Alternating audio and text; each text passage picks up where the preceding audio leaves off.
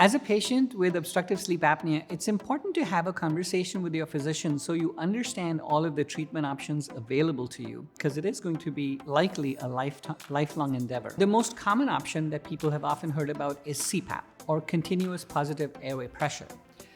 This is a mask that either fits over the nose or mouth, or both the nose and mouth. And essentially, we pressurize the upper airway, sort of like a pneumatic splint, so that the airway can no longer collapse. And so as long as the mask is on the patient's face, the sleep apnea is eliminated. Although CPAP is the gold standard therapy for obstructive sleep apnea because it treats all levels of severity, if you look at the compliance rates of CPAP, they have been consistently rather poor.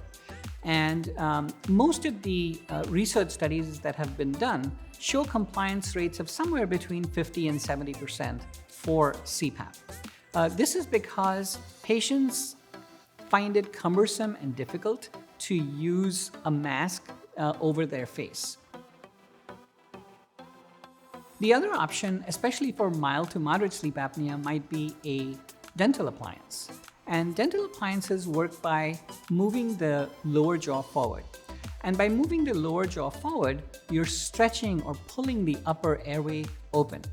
And so patients often have very good results when they have milder or moderate forms of sleep apnea.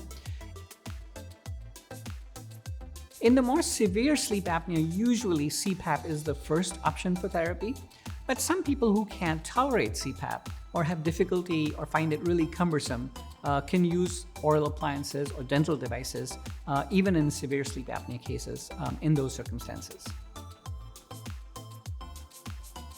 The American Academy of Sleep Medicine recognizes dental devices or oral appliances as a treatment option for obstructive sleep apnea.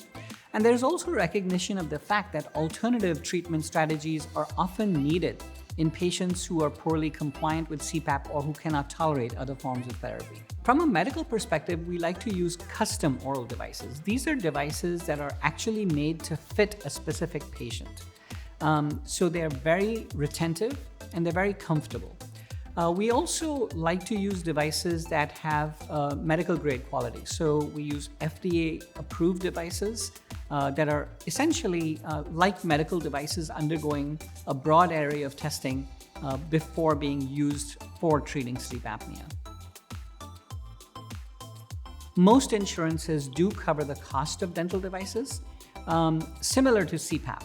So as long as the patient meets the criteria for treatment and the prescription is written by a physician trained in sleep disorders or familiar with sleep disorders, the devices are usually covered by payers. Sometimes payers or insurances require certain types of devices. So for example, for Medicare, there might be a particular hinged type of device that you use. But broadly speaking, I think if you use a device that is medical grade, FDA approved, and is fitted by a trained dentist, you're going to have the best success.